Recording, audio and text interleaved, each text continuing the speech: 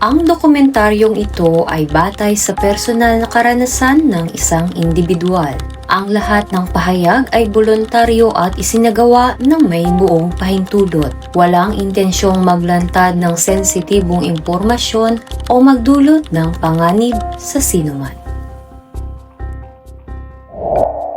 Pag minsan nakakatawag ako sa kanila, grabe yung pagmamakaawa na bumalik ka na, tama na yan.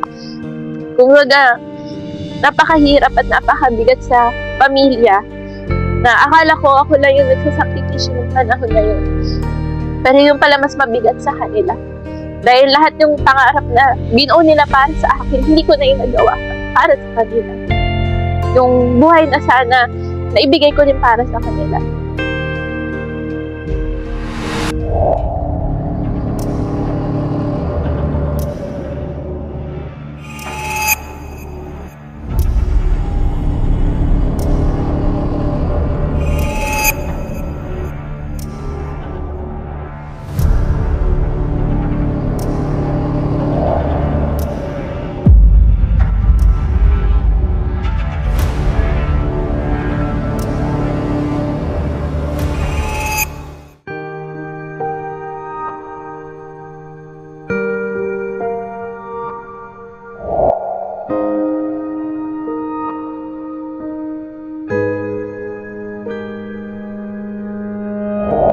Dumating ang araw na napagod ang puso ko sa galit.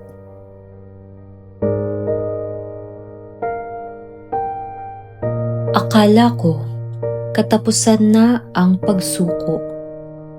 Hindi ko alam, doon pala nagsisimula ang totoong ako.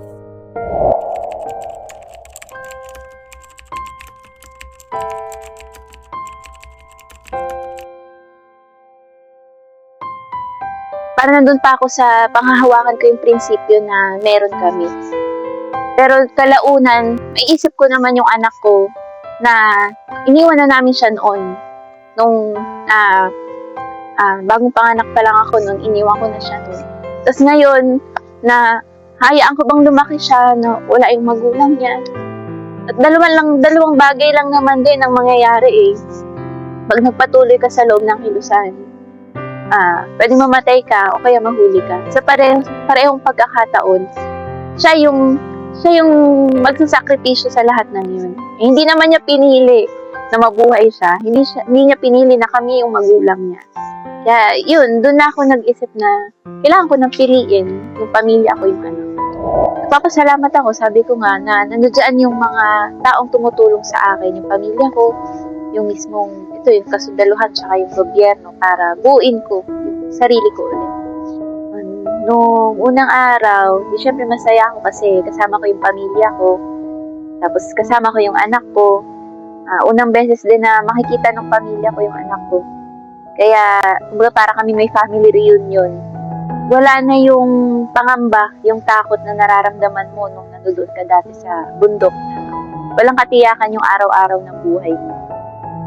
Kaya, kumbaga, pakiramdam mo malaya, payapa, tahimik lang. Nung bumalik ako dito sa labas, bagong-bago sa akin lahat. Kumbaga, napag-iwanan na ako ng panahon. Technology pa lang. Gumamit ng washing machine. Pero kumbaga, lahat yun na bagong-bago sa akin. Pero, sabi ko nga, bagong direction, bagong motivation, bagong buhay.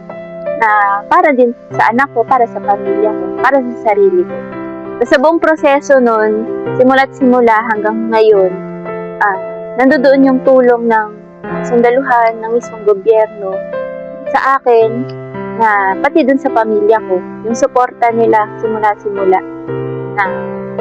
Sabi ko nga, simpleng mga ano yung kailangan gawin sa araw-araw, direction, plano, paano ka mabubuhay ulit nandito ka sa labas.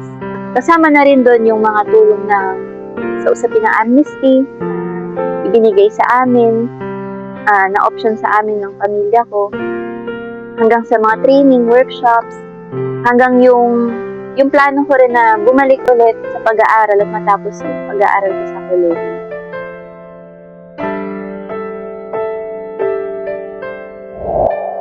Merong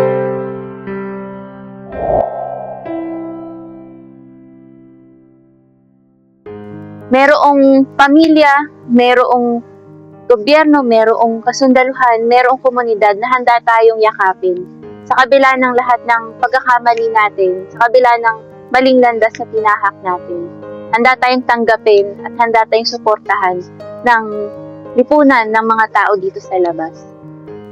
Hangarin natin na muli nating makasama yung pamilya natin. Hangarin natin na makamit natin talaga yung tunay na kapayapaan at pangmatagalan na kapayapaan dito sa